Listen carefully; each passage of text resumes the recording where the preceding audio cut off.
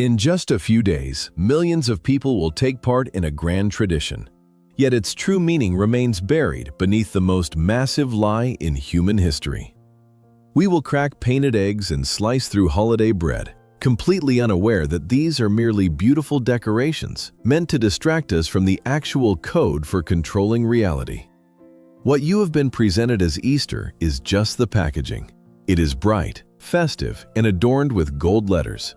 But the substance inside was removed.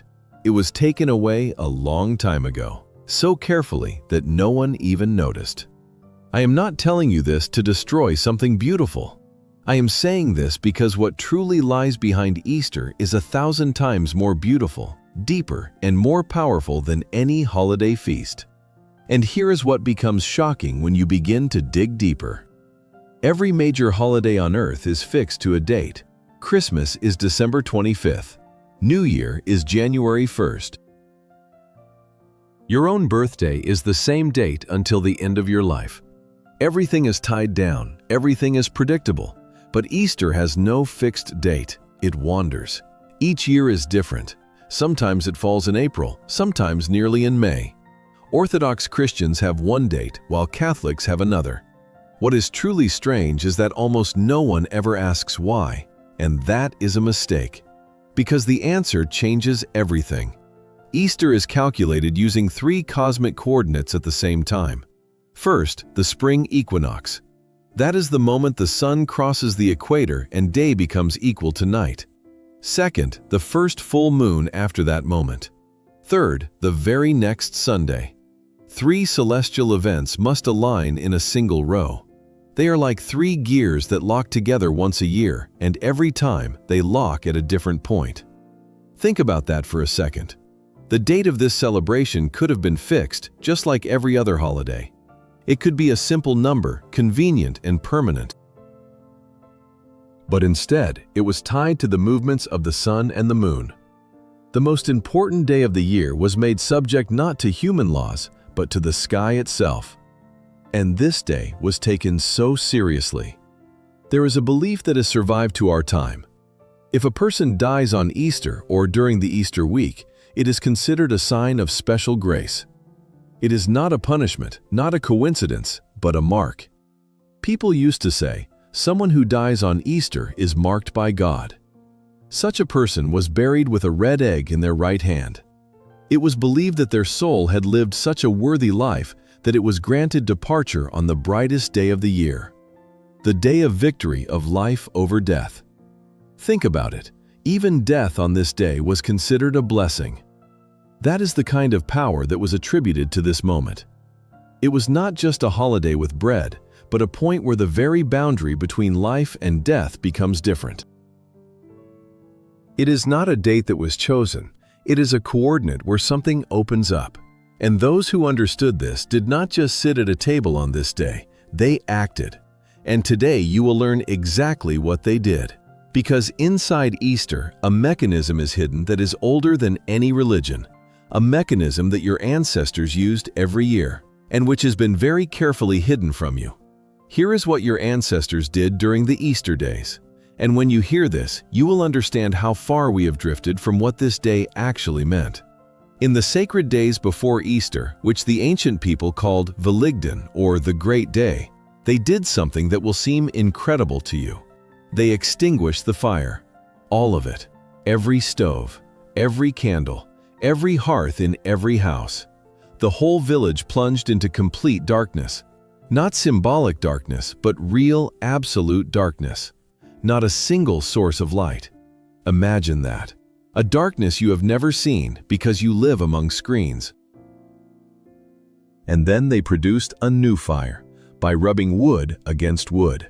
Not from a match, not from a neighbor, not from a church candle, from zero, with their hands, with effort. This was called the living fire, a fire that has no ancestor, pure, the first. And from this one new fire, every stove in the village was lit. Every house began the year with a new flame. Do you hear the instruction? It is screaming at you. If you want something new, extinguish everything old. Do not bring the new alongside the old. Extinguish it. Stay in the darkness and strike a new flame. And what happens in reality? We try to light a new life from the old fire, new relationships with old fears. We drag jealousy, distrust, and the habit of control from the past, and we wonder why the new person behaves like the old one. It is not them. It is the fire that is old. We build a new version of ourselves on an old foundation that has long been cracking, and we wonder why every time we build, everything falls apart. It is because the fire was not extinguished, because we were afraid of the darkness. And this is only the beginning. Veligdan was not just one ritual, it was a whole system. The earth opened up. The power of the bloodline, which sleeps 364 days a year, stood up on Veligdan. People went to the cemeteries during the Easter days long before the church moved this to a later date and made it quiet and respectable. In the original tradition, this was not a day of grief, it was a conversation with a living power. They would spread a tablecloth right on the grave, they set out food and poured drinks, they sat down beside it, and they talked to the dead out loud as if they were alive. They asked for advice, they asked for strength, they told them what was happening, what was hurting, what was not working. You might think this is superstition, but answer yourself honestly. When was the last time you felt that someone was standing behind you, that you are not alone? That there is a power greater than you, which existed before you? That power is the bloodline. And for one day a year, the channel to it is open at full capacity. But you were taught to spend this day taking pictures of bread for social media. Swings were set up across the land. It was not for entertainment. Swinging was a ritual of transition between worlds: earth, sky, death, and life. Young women would swing to move their destiny, to push it away from a dead point. And a week after Veligdan came the Red Hill, the most popular day for weddings, because there is an order. First, extinguish the old, stay in the darkness. Strike the new fire, and only then build, create, begin. But we do it the opposite way. We begin the new without extinguishing the old, and we wonder why it does not hold. This is what the church did. It took Veligdan and renamed it Easter. The living fire was replaced with a candle. The conversation with ancestors was turned into a quiet memorial. The swings were removed, and the Red Hill was forgotten. But there is one thing the church could not change. The Easter service still happens at night. At midnight. Not in the morning, not during the day. At the deepest point of darkness. And this is incredible. This is not a coincidence or a scheduling convenience. It is the last fragment of ancient knowledge that survived inside the religious rite. Every ancient tradition of renewal was conducted in darkness. People extinguished all fires and stood in complete darkness. The mysteries of ancient Greece, the Eleusinian mysteries, the most sacred rituals of the ancient world took place at night, in total darkness, in underground halls. The initiates entered absolute gloom and came out as different people. Egyptian priests performed renewal rituals in the chambers of pyramids where not a single ray of light could penetrate. 3 days in complete darkness, and a person emerged reborn. Why darkness? Why not light? Because darkness does to the body what light cannot. When you are in total darkness, the pineal gland, a small organ in the center of the brain, begins to work differently. In the darkness, it produces melatonin at its maximum. Not only melatonin. During a long stay in darkness, the pineal gland begins to produce substances that change the state of consciousness. The boundary between the conscious and the subconscious becomes thin. What is usually hidden comes to the surface. You begin to see, hear, and feel what is inaccessible in a normal state. The ancients knew this. They did not call it the pineal gland. They called it the third eye. The eye of Horus in Egypt, Ajna in India. The organ of internal vision that is activated in the dark. And that is why the darkness before the great day was needed. Not for the beauty of the ritual, but for a specific physiological process. Darkness shifts the brain into a special mode. A mode where old programs weaken and new ones can be written. A mode in which the body becomes pliable to change. The renewal mode. When the ancient people extinguished all fires and stood in total darkness, they were not just following a tradition. They were launching a process. And then, out of that darkness, they struck a new fire. The first spark in absolute gloom. The first light, born out of nothing. This is why the Easter service begins at midnight. This is why the procession walks in the darkness. This is why candles are lit from a single fire and passed to one another. These are the remains of an ancient technology, a ritual whose meaning was forgotten, but whose form was preserved. You stand in the temple at midnight with a lit candle and have no idea that you are performing a ritual that is thousands of years old. A ritual designed not to honor a memory, but to rewrite you. The code remains, but it was buried under such a layer of ceremonies and decorations that no one remembers what it does anymore. Like an ancient fresco buried under plaster, but the fresco, still alive, is waiting. And this is the great lie of Easter. You were told it is a holiday, a day to come to church, get your basket blessed, sit at the table, and be happy, and then return to your usual life. But it is not a holiday, it is a tool. A powerful tool of renewal that was used for thousands of years to literally rewrite one's life. And it was turned into a dinner party. The living fire, which was struck from the darkness with bare hands, was replaced with a store-bought candle. The conversation with ancestors was replaced with a minute of silence. The ritual of destroying the old was replaced with painting eggs. A great power was turned into pretty customs. The code of transformation was turned into a holiday table. And millions of people pass by the door that opens once a year, every year, because they were told it is just a wall with a nice picture. This is the great lie. Not that Easter does not exist, but that you were only shown the packaging and the content was taken away. But the content is intact, it has been preserved. In the ancient rites, in the biblical code of Exodus, in the myths told on every continent. And now, you are going to get it. Because the ancient Slavs were not the only ones who knew. The same code is on every continent, with different names, but with the same formula. And once you see it, you will not be able to unsee it. Persephone in Greece, the daughter of the earth goddess, young, alive, bright. She is taken into the underworld. Hades, the god of the dead, carries her into the darkness, into the cold, beneath the earth. While Persephone is below, it is winter above. The earth is dead. Nothing grows. Persephone returns, and spring explodes. Everything blooms, everything comes alive. But here is the important part that is usually not told. She did not just return. While she was below, she ate the seeds of a pomegranate, and that changed everything. Now she forever belongs to two worlds. She is not a victim who was saved. She is a being who has seen both sides. And this is what it means for you. He who has gone through his own underworld, through loss, through pain, through the moment when you stand in the darkness and see no exit, does not return as they were before. Never. They return as a person who knows the taste of the pomegranate, who has seen the darkness from the inside. And this knowledge makes them stronger than anyone who has only lived in the light. You want to return everything to the way it was? It will not happen, and it is not necessary.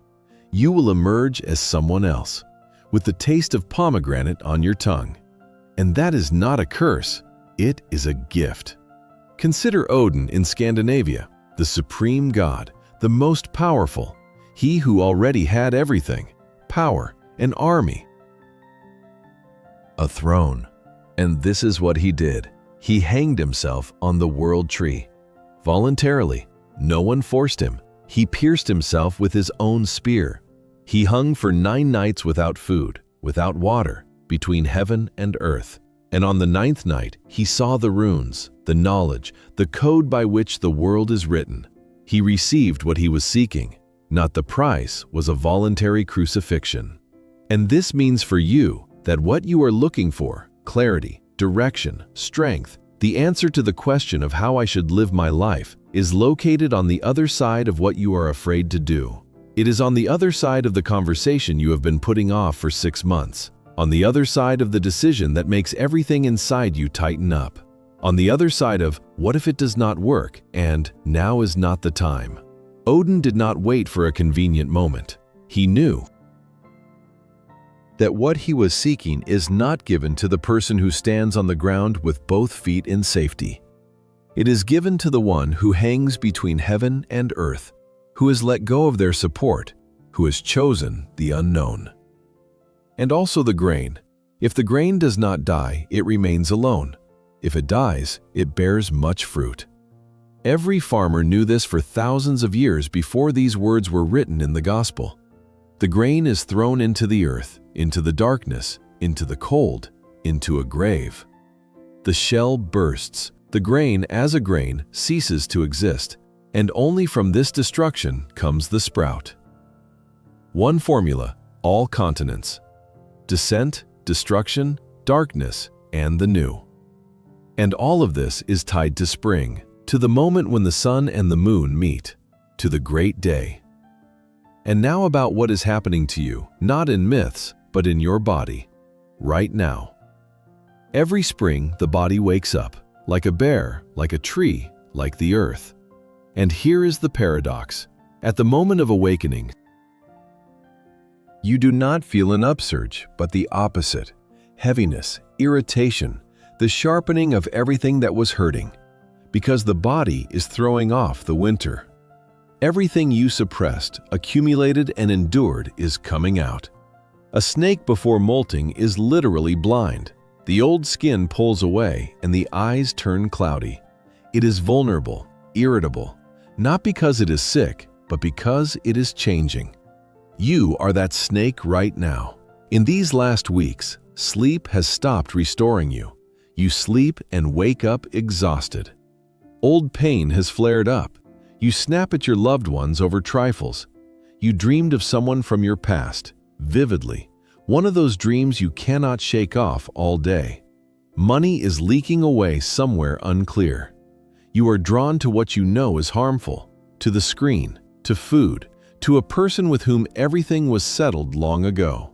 If at least 3 points match, listen carefully. This is not a sickness and not a spring vitamin deficiency. This is the molting. The body is shedding its old skin. The ancients knew this. That is exactly why the great day was preceded by fasting. Not as a punishment, not as a diet. It was help. Help for the body to shed the old before the window opens.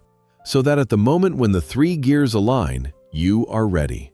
Many people are overloaded with what the body is already trying to get rid of. And here is what is shocking when you start to look deeper. Remember, Easter is tied to 2 cosmic events, the equinox and the full moon. And this is not symbolism. It is an exact calculation based on how the cosmos affects the body. The equinox, the moment when day becomes equal to night. After it, light begins to win, and the body feels this on a chemical level. Melatonin, the hormone of darkness and sleep, begins to drop. Serotonin, the hormone of light and action, begins to rise. The nervous system literally switches from winter mode to spring mode, from the mode of preservation to the mode of renewal. And the full moon? The moon controls fluids. The tides of the ocean are not poetry, they are gravity. And that same power acts on the fluids inside you. Blood, lymph, spinal fluid, everything reacts to the lunar cycle. During a full moon, the movement of fluid in the body reaches its peak. Everything circulates faster, more intensely. And so, here is what happens. The equinox switches the nervous system. The full moon accelerates the fluids. When these 2 events coincide, the body finds itself at the point of maximum readiness for renewal. Everything inside you is moving, cleansing, and rearranging at the same time. This is why the date of Easter was tied to the cosmos, not out of mysticism, but from knowledge of the body. The ancients understood what we have forgotten. There are moments when the body itself is ready for transformation. You do not have to force it, you just have to hit the window. And Easter is that window. Concrete, physical, measurable. And the fast before it is not a religious obligation. It is a way to help the body prepare, to cleanse itself before the window opens. So that when the equinox and the full moon coincide, the body is empty, light, and ready to receive the new. Those who knew this did not just fast, they prepared the body for the point of renewal. Like an athlete preparing for a competition, like the earth preparing for sowing, purposefully, consciously, with an understanding of why. And now to your holiday table, to what you put on it every year, to what you eat without knowing what it is. Let us start with the Easter bread.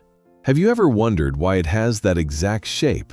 Not round, not flat, but tall, vertical, with a rounded top,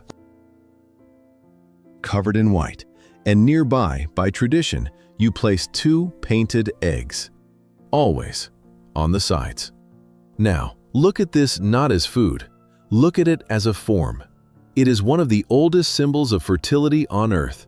A male symbol, vertical, generative, carrying the creative power.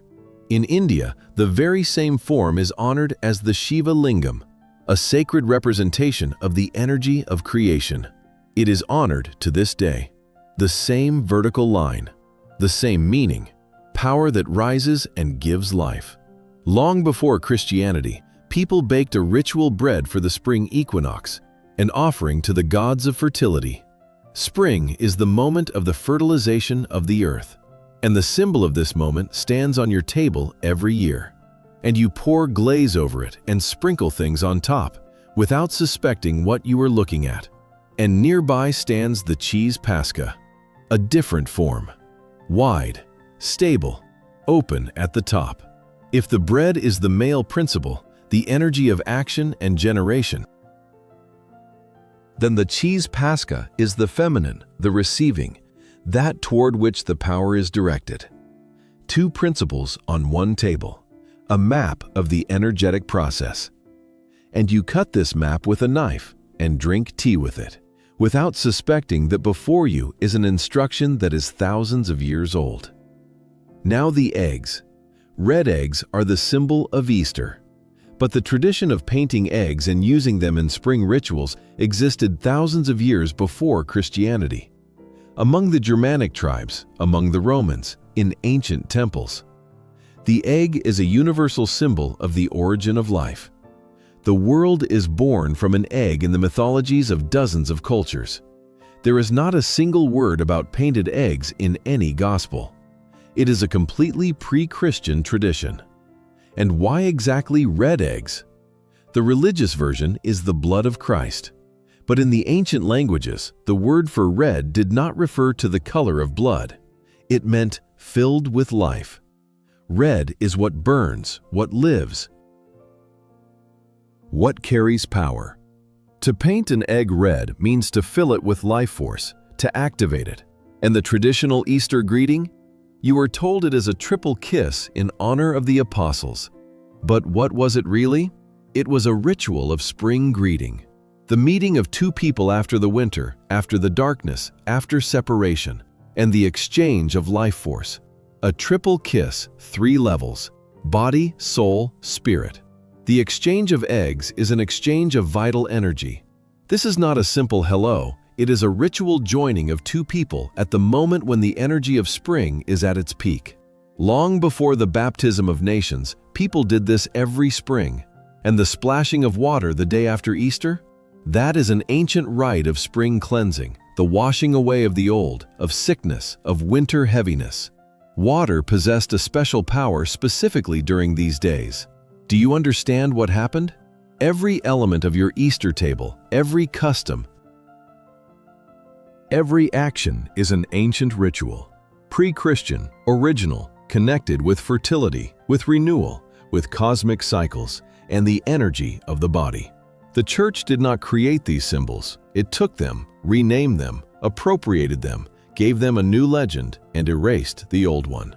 The bread became an altar offering. The eggs became a symbol of the tomb of the Lord. The greeting became an apostolic custom. The splashing became a folk remnant. And that is the great lie. Not that Easter does not exist, but that you were given the packaging and the content was taken away. You were left with the form and the knowledge was removed. You perform rituals without understanding what they do, like a person pressing buttons on a remote control without knowing what the remote turns on. But the remote does turn something on. Every symbol is working. Every ritual is alive. You were just never told how to use them. And here is what else should be understood about the body during these days. The spring equinox is the moment when light begins to defeat darkness. The full moon is the peak of the lunar cycle, the moment of maximum energy. Easter stands at the intersection of these two powers, the solar and the lunar. And the body reacts. The hormonal system rearranges itself. The nervous system switches modes. The body literally prepares for renewal. The ancients understood this. They did not just believe, they knew how the body is built and how it is connected with cosmic cycles. And every element of Easter, from the fast to the bread, from the egg to the splashing of water, is a step in the system of renewal, a system that works if you know what you are doing. And now, let us return to the table, to what stands before you every Easter: the egg. Everyone paints them, but the main Easter ritual is not painting. The main ritual is cracking. Two people take an egg and strike them against each other. Whoever's egg breaks loses, and no one asks why. An egg is a closed system, ideal, protected. Inside is life. But as long as the shell is whole, life does not live. It waits, in potential, in safety, in theory. And here is what is interesting. You do not strike alone. You strike against another person.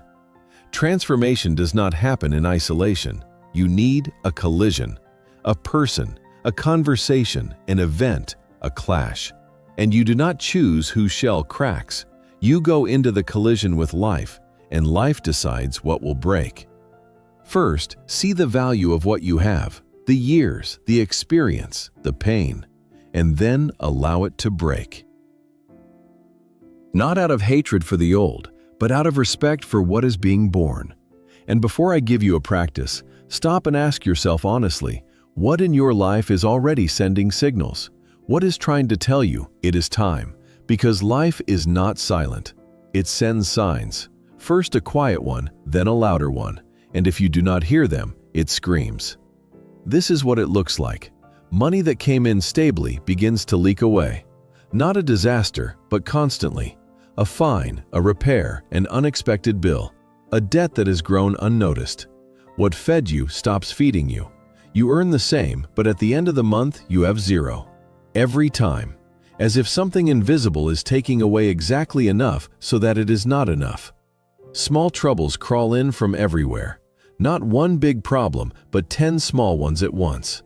The phone broke, the tap leaked, you were late, you forgot something, you lost your keys, you scratched the car. Individually, it is nonsense. Together, you are suffocating.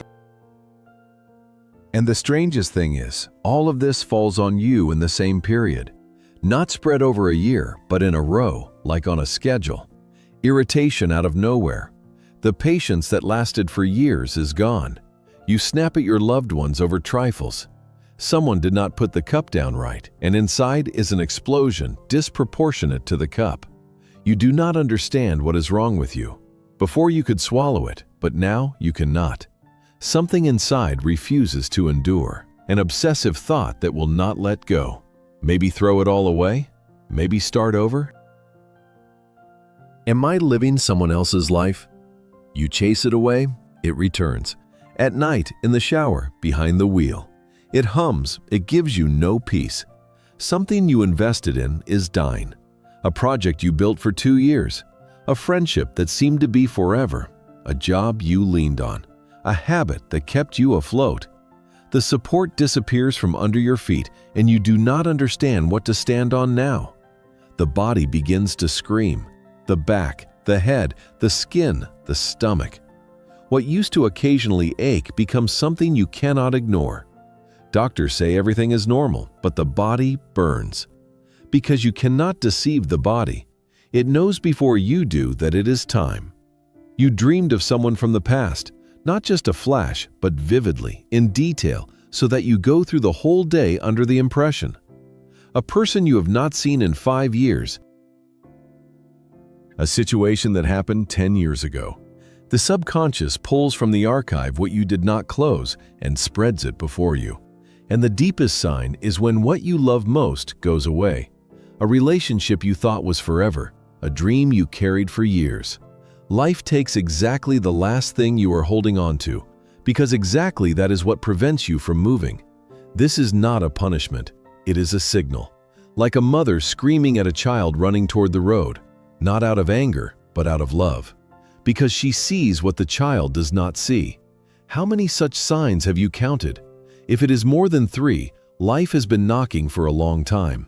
And every next sign comes stronger, not because the world is cruel, but because you are not listening. The question is not whether there will be another sign. There will be. The question is whether you will hear it before it becomes deafening. Now, what to do? Specifically, by the days. The night before Easter, extinguish the light. Remember, the ancestors extinguished all fires. The village was in total darkness. Put the phone in airplane mode. Turn off the television. Put out the light. Stay in the darkness. Extinguish everything. The feed, the arguments, the expectations. Every foreign fire you warmed yourself with instead of your own. The feed. You warm yourself with other people's lives, other people's travels, other people's light. That is not your fire. The arguments. Every quarrel you have been having for 2 years about the same thing. The complaints. They smolder and smoke, but they never keep you warm. Extinguish everything. And when everything is out, silence, darkness, nothing. You will feel how unusual it is, how it draws you to turn something on, even a light, even a phone. That is normal. That is your body, used to foreign fire, asking to have it back. Do not give it back. Stay in the darkness. The ancestors stood in it, and you will stand in it too. In this darkness, there is one question, quietly, inside. What do I want to be free from? Do not think, do not analyze. The first thing that comes, that is it. The job, a person, a habit, a fear, one word. Write it down in the darkness, by touch. It does not have to be beautiful, it has to be real. Easter morning, strike the flame. The first thing you do in the morning, do not take the phone. First question, what do I really want? Not what is right, not what others will approve, not what is realistic. What do you want? Write down the first thing that comes. Do not edit it. If it comes to leave everything and go away, write it down. If it comes to start painting, write it down. Even if you are 52 and have not painted since childhood. This is the living fire. A spark struck from the darkness, without ancestors, without justification. Yours. On Easter Day, break. One action. One. Small, concrete, but from your fire. Call and say what you have been silent about. Send a resume to where it seems impossible. Delete the number that should have been deleted long ago. Say no to the one you always said yes to. Say yes to what you have been running away from. Unready, imperfect, but free. Step out with what you have. The second and third days after are the spirit days. And here is what no one talks about. After the great day, the ancestors had the spirit days, the days of the dead. Spirits are the souls of those who have passed. Why after the feast of life come the days of the dead? Because when you light a new fire, the old does not disappear. It returns. It checks you. On the second day after your decision, that very person will call. An opportunity will appear that looks suspiciously like your old life. A thought will surface. Maybe I overreacted? Someone will say, are you sure? These are the spirits. The dead things knocking at the door and checking, are you serious? The ancestors were not afraid of these days. They prepared for them. They put food outside the threshold, showing respect for the dead and gratitude for what was. But they did not let them into the house. Honor the past, thank it, but do not let it back in. Thank you. You were there, you taught me, but you do not enter this house anymore. If you stand firm during these days, you have emerged, truly. And now, what no video and no sermon tells you. Everyone tells you what to do on Easter. No one tells you what to do after. And after is where most people break. Remember the biblical story of the Exodus? The people left slavery, crossed the sea, and thought that freedom came next. Not next came the desert. And after a week, they wanted to go back. There, at least, they were fed. There, at least, it was clear. This is not an ancient story. This is your experience. You left a job, and after a week you thought, maybe it was not so bad. You ended a relationship, and after 3 days at night you took the phone. Not to call, just to look at the stories. And after 20 minutes, you were already typing, "Hi, how are you?" This is the desert, the territory between the old and the new, the most unbearable place. Because in the old life, there were at least walls, but here, there is nothing. For 40 years, those people walked through the desert, not because they were lost, but because it was necessary for the habit of slavery to leave every one of them. You can leave in one night. To stop being a slave takes a generation. From Easter to the Ascension, it is 40 days. Christ in the desert, 40 days. Moses on the mountain, 40 days. Lent, 40 days. This is not a random number. 40 days is the period during which the old finally dies and the new takes root. This is what will happen after your step. The first days, an upswing, a lightness that has not been there for a long time. This is real, but it is the adrenaline of escape, not the finale. And then the euphoria ends, and you are left alone with the emptiness. Without the old and without the new. And the main enemy is not fear, it is boredom. Freedom without content feels like emptiness, and emptiness pulls you back. Not because the old is better, but because it is at least clear there. This is the moment when most people quietly return. Well, I tried. No, you reached the desert and chose the familiar cage over the unfamiliar freedom. Do not fill the emptiness. A seed under the ground works in silence. Do not dig it up to check. Then a wave will come. Irritation, anger, rage at everyone, at yourself. Why did I endure for so long? At them. Why did no one tell me? This is normal. In the old life, you could not be angry. There you had to endure. But you do not endure anymore. The body throws off everything that has accumulated. Do not direct it at people. Walk on foot, fast for a long time. The body knows what to do with this energy. And then, silence. Neither joy nor sorrow, nothing. It will seem to you that you have broken. No. You have become clean. This is the Great Saturday. The silence between death and resurrection. You are being formed anew, like clay on a wheel. Do not rush it. And when these weeks pass, you will begin to notice, not fireworks, but quiet things. You wake up and do not reach for the phone, not because you forced yourself, but because you simply do not want to. You say no to someone easily, without guilt, and you will not replay it in your head afterward. These are the sprouts, and this is critically important. Every morning of these 40 days, return to your living fire, to that answer you wrote down in the darkness. What do I really want? Read it again, every morning, because the desert erases memory. After 2 weeks, you will forget why you left. After 3 weeks, you will forget what you left behind. After 4 weeks, you will remember the old life with nostalgia.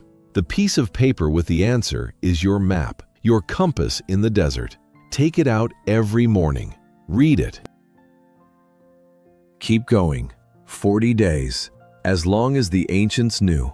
As long as it takes for the old in you to die finally, and for a free person to stand on their feet. Easter is the only day without a fixed date, because it is not a holiday, it is a window. All your life you were told that Easter is about bread, painted eggs, and the resurrection of Christ. That is the great lie. Not that Easter does not exist, but that you were shown a postcard instead of a map, a festive package instead of a tool that changes life. Now you know what is inside. A living fire that is struck from the darkness. A grain that must be destroyed in order to sprout. 40 days of the desert in which a free person is born. In a few days, the world will paint eggs, sit at the table, and say words whose meaning they have long forgotten, and they will return to the same things. But you now have a choice to extinguish the old fire, strike the new, and take the step. Veligden, a great day. It is already here. You have 40 days starting from the great day. 40 days from which you will either emerge free or return back.